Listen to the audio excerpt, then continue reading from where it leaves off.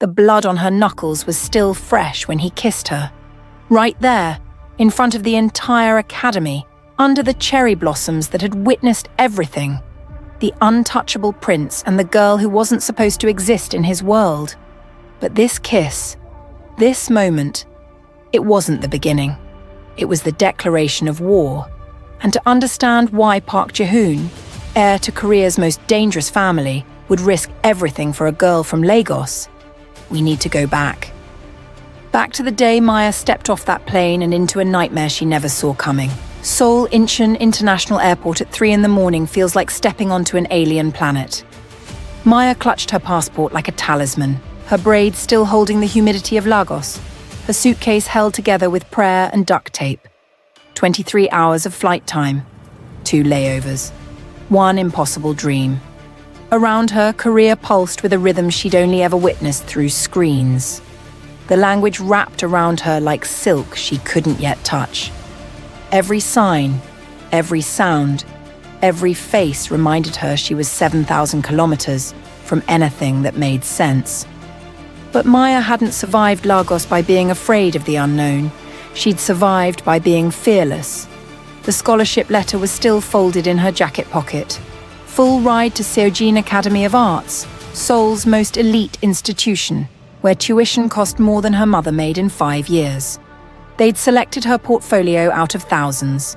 Her Afrofuturism paintings, her bold strokes that merged Yoruba mythology with cyberpunk aesthetics, her refusal to make her art palatable or small. Korea found her because she refused to hide. But standing in that airport at dawn, watching families reunite and businessmen rush past, Maya felt something she rarely allowed herself to feel. Absolutely terrified. The taxi driver didn't speak English. Maya showed him the address on her phone, and they drove through Seoul in silence. The city unfolded like a fever dream. Neon bleeding into grey dawn. Skyscrapers that seemed to pierce heaven itself. Streets so clean they looked computer-generated. Everything moved with precision here, choreographed, intentional, fast. Her dorm building rose like a glass monument to wealth she'd never touched. The lobby alone probably cost more than her entire neighborhood back home. The resident advisor, a woman whose face suggested she'd perfected the art of looking through people, processed Maya's paperwork without once meeting her eyes. 5th floor, room 537. Orientation is Monday. Your roommate is already moved in. The roommate, a girl named Yoonji with skin like porcelain and a closet that screamed old money, looked up when Maya entered. Looked up, looked through, looked away. 3 seconds that told Maya everything she needed to know about how this year would go. That first weekend, Maya unpacked alone, folded her dashikis next to academy uniforms that still smelled like plastic and privilege, set up her laptop covered in Lagos street art stickers, arranged her art supplies, her real tools, the brushes and paints that had gotten her here. Saturday night, she stood at her window watching Seoul glitter below and made herself a promise. She didn't fly 7,000 kilometers to disappear. She came here to be seen. Monday morning arrived with the weight of destiny. The Seoul Academy uniform felt like armor. Charcoal blazer cut with precision, ivory blouse that cost more than her plane ticket, plaid skirt that hit exactly where the handbook specified. Maya braided her hair into an intricate crown, applied the boldest lipstick she owned, deep wine that looked like confidence even when her hands shook. She stared at her reflection and saw her grandmother's eyes staring back. "Be water," her grandmother always said. "Water doesn't apologize for taking up space." The walk to the main building felt like walking through a photograph. Everything about Seoul screamed generational wealth. Architecture that belonged in magazines. Students who moved like they'd been trained since birth to inherit the world. And then, Maya walked through those glass doors and the world stopped breathing. Conversations didn't just pause, they died mid-sentence. Heads snapped toward her with the subtlety of car crashes. Phone cameras rose like weapons. Is that her? The scholarship student from Africa? She's actually black. Like, actually. I heard they had to fill a diversity quota. This is insane. Maya kept walking, kept her chin up, kept her expression neutral even as her vision tunneled. Class 2B, her homeroom, where she'd spend the next year either surviving or drowning. The teacher, Mrs. Kang, had kind eyes but a voice that carried exhaustion. Class, we have a new student joining us. This is Maya, from Nigeria. Let's make her feel welcome. The applause was anemic, reluctant, the sound of obligation. And then Maya saw him. Park Ji-hoon sat by the windows in the third row, and he looked like every K-drama warning label come to life. Perfect bone structure that seemed mathematically designed, posture that suggested he'd been trained by the military or royalty or both. A watch on his wrist that probably cost more than her scholarship. He glanced at Maya once, his expression completely neutral, surgically detached, before his attention returned to his phone. Like she was weather, like she was inevitable, but irrelevant. Mrs. Kang gestured to the empty seat beside him. Maya, you'll sit there, next to Ji-hoon. The reaction was instantaneous chaos. Girls gasped like they'd witnessed a traffic accident. Whispers exploded into barely contained hysteria. No way. Next to Ji-hoon? Is she serious right now? Does she even know who he is? Ji-hoon's expression didn't flicker. He simply shifted his designer bag slightly to make minimal space. The gesture so economical it barely qualified as acknowledgement. Maya walked that aisle feeling every eye dissect her. She sat down, hyper-aware of his expensive cologne, of the way he angled his body fractionally away, of the girl behind them whose glare could melt steel. Welcome to hell, population me, Maya thought. Then she pulled out her sketchbook and started drawing, because if she was going to burn, she'd do it on her own terms. The first week was psychological warfare dressed as high school. Maya ate lunch alone while groups of students performed their social rituals like synchronized swimming. She got lost trying to find the design studio and arrived 15 minutes late to a class where the professor mispronounced her name so badly it became a different person entirely. In every class, students stared, some with curiosity, most with something that looked like resentment. And Ji-hoon, her desk partner, existed beside her like expensive furniture, present but fundamentally uninvolved. He never spoke to her, never looked her direction unless absolutely necessary, never acknowledged her existence beyond the bare minimum required by their shared oxygen. Maya told herself she didn't care, told herself she came to Seoul for her art, not for friends, definitely not for boys who looked like they'd been carved from marble and emotional unavailability. But loneliness is a specific kind of violence. By Thursday, Maya found herself in the design studio after hours, standing in front of a blank canvas with a palette knife and too many feelings. She was mixing crimson and gold, trying to paint away the ache, when she heard footsteps. A girl appeared in the doorway, paint-stained apron, chaotic bun, curious eyes that actually saw Maya as human. You're Maya, right? The new student. I'm Serin. You work with acrylics? Maya nodded, surprised by how much that simple question meant. Sometimes, when my head gets too loud. Serin walked closer, studying the canvas. This is really good, like genuinely talented. You should join Design Collective. We meet Wednesday afternoons. Maya felt something crack open in her chest. I'd like that. Perfect. Also, ignore everyone who's been weird. They're just threatened because you're real and they're performing. Serin said it so casually, like it was obvious, like Maya's existence didn't need defending, just acknowledgement. They talked until the security guard kicked them out. About art and music, and what it means to exist in spaces that weren't designed for you. When Maya returned to her dorm that night, she was smiling for the first time since landing. Design Collective became her oxygen. Serin introduced her to 4 other students who laughed at her jokes, asked about Lagos with genuine curiosity, treated her like a person instead of a social experiment. Every Wednesday for 2 hours, Maya could breathe.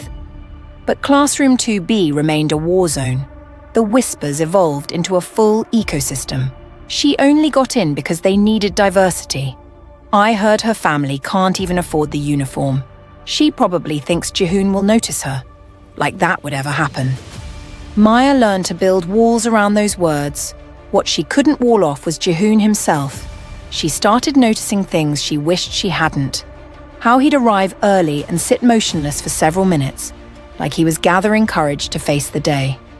The way his jaw would clench when certain text messages arrived. Those expensive lunchboxes he'd open, take 3 bites from, then throw away like the food personally offended him. The bruise on his wrist he tried hiding with his watch. The phone calls he'd take in empty hallways, his voice low and strained. I said, I'm handling it. Just give me more time. One afternoon, Maya walked past him during one of those calls. When he turned and saw her standing there, something flashed across his face. Panic, maybe, or shame, before the mask reconstructed itself instantly. She pretended she hadn't seen anything, but she had. And something about that moment, about the crack in his armor, made him suddenly, dangerously human. November brought midterms and group projects because the universe has impeccable comedic timing. Mrs. Kang announced partners for the cultural identity presentation, and when she read the names, Maya's stomach dropped like an elevator with cut cables. Maya and Jihoon. Of course. The gossip erupted immediately. Oh my God, this is going to be a disaster. She probably requested this. He's going to do all the work himself. I almost feel bad for him. Almost. That afternoon, they met in the library, sitting across from each other at a study carrel, the silence so thick Maya could taste it. She broke first. We're supposed to interview each other about our cultural backgrounds and create a presentation together. Jihoon didn't look up from his laptop. I'll handle the slides. You write the script. That's not how collaboration works. His eyes finally met hers and they were cold as winter in Seoul. You want to discuss cultural identity? Easy. You're the diversity project everyone's obsessed with. There's your story. Use it. Something in Maya snapped. The anger she'd been swallowing for weeks, the exhaustion of being polite, the violence of being reduced to a quota, all of it erupted. And you're the tragic prince who thinks being emotionally constipated makes you interesting. At least I earned my place here. What's your excuse? Daddy's credit card? For the first time since meeting him, Jihoon looked genuinely shocked. His mouth opened, closed. Something flickered in his eyes that might have been respect or rage or both. Then he stood abruptly, grabbed his laptop, and walked out, leaving Maya alone with her anger and her racing heart and the terrible realization that she'd just declared war on the one person she couldn't afford as an enemy. He didn't come to class the next day, or the day after that. By Friday, Maya's anger had fermented into something uncomfortably close to worry, which annoyed her because why should she care about Park Jihoon's attendance record? Serin noticed her distraction during Design Collective. You've been weird all week. What's going on? Nothing. Just this stupid project with Jihoon. Serin's expression shifted, became serious. Look, I know he's difficult, but there's stuff happening with him. Family stuff. Really bad stuff. I shouldn't say more, but maybe cut him some slack. Maya wanted to argue, wanted to defend her anger as righteous and earned, but something in Serin's tone stopped her. Monday morning, Jihoon was back. He looked like he'd been fighting a war and losing. Shadows under his eyes like bruises, hair less perfectly styled. When he sat down, Maya made a decision that would change everything. Library after school. We're finishing this project. He glanced at her, surprised. Okay. That afternoon, they worked in tense silence until Maya finally broke it. I'm sorry for what I said about your father's money. That was unfair. Jihoon's hands stilled on his keyboard. He stared at the screen for a long moment, and when he spoke, his voice was quieter than she'd ever heard it. I'm sorry too. You didn't deserve that. You're right. You earned this. I was being exactly what you called me. Emotionally constipated. The apology sounded like it cost him something vital. They started actually working together. Maya talked about growing up in Lagos, the organized chaos of it, the markets where you could buy anything if you knew the right people, her grandmother's stories about Oshun and Ogun, the jollof rice debates that nearly started wars. Jihoon listened, really listened, asking questions that proved he wasn't just being polite. When it was his turn, he spoke carefully, like someone defusing a bomb, about Korean concepts of filial piety, about being the oldest son in a family where that title came with expectations that could crush you, about tradition as both anchor and anchor weight. He didn't mention the bruises or the phone calls, but Maya heard everything he didn't say. Over the next 2 weeks, something shifted between them. They met every day after school, shared convenience store snacks, and discovered they both loved the same indie bands. Started sitting together at lunch, which caused fresh tsunamis of gossip neither of them acknowledged. One evening, as they packed up, Maya asked casually, "Where were you last week? When you missed class?" Jihoon froze. His grip on his backpack straps went white-knuckled. Family stuff. He said it like closing a door. Maya didn't push, just nodded. "If you ever need someone to listen, I'm pretty good at it." He looked at her then, really looked, and something in his expression cracked open. "My father," he started, then stopped, shook his head. "Never mind." But that night he texted her, "Thanks for not pushing." She stared at that message for a long time before responding. Anytime. She meant it. The Academy Festival arrived like an explosion of colour and chaos.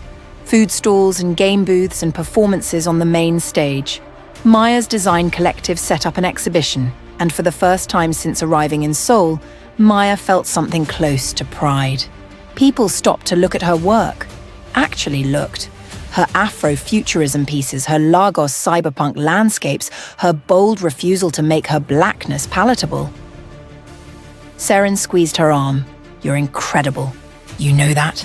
Jihoon showed up halfway through, hands in his pockets, looking uncomfortable in crowds. He stopped in front of Maya's largest canvas, sunset over Lagos rendered in gold and crimson and deep purple that seemed to pulse with life. "This is extraordinary," he said quietly. "Thank you." She meant it for more than just the compliment. They walked through the festival together, played games badly, ate teokbokki that burned Maya's mouth. For a few hours, everything felt easy, normal, like maybe she could actually belong here. Then they turned a corner and walked straight into a nightmare. A group of girls from their class, led by Jiwon, a girl who'd made Maya's life hell since day one. Jiwon looked between them with undisguised contempt. "This is so pathetic," she announced, loud enough for everyone nearby to hear. "Everyone knows you're just using him to stay relevant." Maya felt Jihoon tense beside her. "Jiwon, don't do this." But Jiwon wasn't finished. She stepped closer to Maya, invading her space with practiced cruelty. "You don't belong here. You never will." "And pretending Jihoon actually likes you? It's embarrassing for both of you. Just go back to where you came from." Something inside Maya detonated. She was done. Done being polite. Done proving herself. Done letting these girls make her feel small in a world that already tried to erase her. She turned to Jihoon, her heart hammering so hard she could barely hear her own voice. "Do you like me?" He blinked, confused. "What?"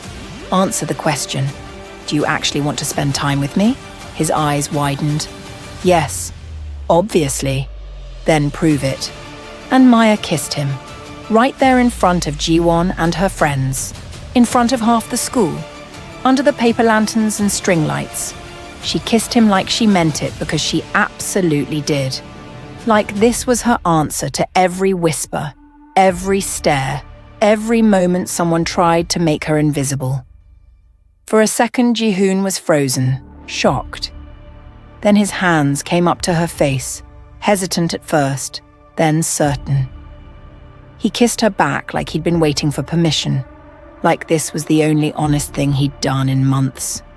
When they finally broke apart, the world had gone completely silent. Jiwon's face was white with shock. The crowd around them had phones raised, recording, gasping, witnessing. Jihoon stared at Maya like he was seeing her for the first time, truly seeing her, and his expression was wonder mixed with terror. Maya turned back to Jiwon, breathing hard, her lips still tingling. Believe it now? Then she walked away, leaving chaos in her wake. Her hands were shaking. Her heart was absolutely terrified. But she'd never felt more alive. She didn't go to school the next day, couldn't face it, couldn't face him, couldn't face what she'd done. By evening, her phone was exploding. "Seren, oh my God, you're my hero. Random numbers, you're so brave. More random numbers, you're desperate and pathetic." And then, from Jihoon, "We need to talk." She ignored everything, curled up in bed, mortified and exhilarated and absolutely terrified of what came next. The knock came after dinner. Her roommate answered, then turned to Maya with wide eyes. "Someone's here for you." Jihoon stood in the hallway, still in his uniform, looking nervous in a way she'd never seen him. "Can we talk? Please?" They ended up on the rooftop, Seoul spread out below them, a million lights trying to touch the stars. He spoke first. That was insane. Maya hugged herself against the cold. "I know. I'm sorry, I shouldn't have. Don't apologize." She looked at him, confused. He stepped closer, close enough that she could see the vulnerability in his eyes, the fear, the hope. "I've been trying to figure out how to tell you for weeks, but I'm terrible at this. At feelings. My whole life is about control, about being perfect, about never showing weakness. And then you showed up and didn't care about any of that. You challenged me. You saw through me. You made me laugh. And somewhere along the way, I realized I was completely falling for you." Maya's breath caught. "You were what?" He smiled, shy and genuine and beautiful. "So when you kissed me last night, best moment of my life, even with everyone watching, especially with everyone watching, because it meant you weren't ashamed of me, of us." Tears filled her eyes. "How could I ever be ashamed of you? Can I kiss you again? Properly this time?" She nodded, and when his lips met hers, it was soft and sweet and perfect. Not desperate like the first time. This was certainty. This was choice. This was the beginning of something that would rewrite both their stories. Going back to school was still terrifying, but they did it together, hand in hand through those glass doors. The whispers followed them everywhere, but Jihoon squeezed her fingers and smiled like he'd just won a war. When Jiwon made another snide comment in class, he turned around calmly and said, "Jealousy really doesn't suit you. Focus on your own life." Maya had to hide her laugh. They became the couple everyone talked about, studied together, ate together, existed together in a space they carved out against all odds. Months later, acceptance letters arrived. Seoul National University for both of them. Different majors, same campus, same future. They celebrated with cheap ramen and expensive dreams. On graduation day, Maya stood in her cap and gown, looking at the boy who started as a stranger and became her entire world. "Thank you," she said softly. "For what? For seeing me. For letting me see you." He kissed her forehead. "Best decision I ever made." "You didn't let me in," Maya grinned. "I crashed through your walls like a wrecking ball." He laughed. "Yeah, you really did." Years later, they'd walk through Seoul hand in hand, her artwork hanging in galleries across 3 continents, his career taking off in ways that finally felt like his choice. Their love story, the kind that made people believe in fate and courage and the revolutionary act of being seen. The Nigerian girl and the untouchable boy who changed each other's worlds with one fearless kiss. If this story set your heart on fire, smash that like button, drop a comment about the moment that hit you hardest, and subscribe because we're just getting started with stories that'll make you believe in love again. Thanks for watching, and remember, sometimes the bravest thing you can do is refuse to be invisible.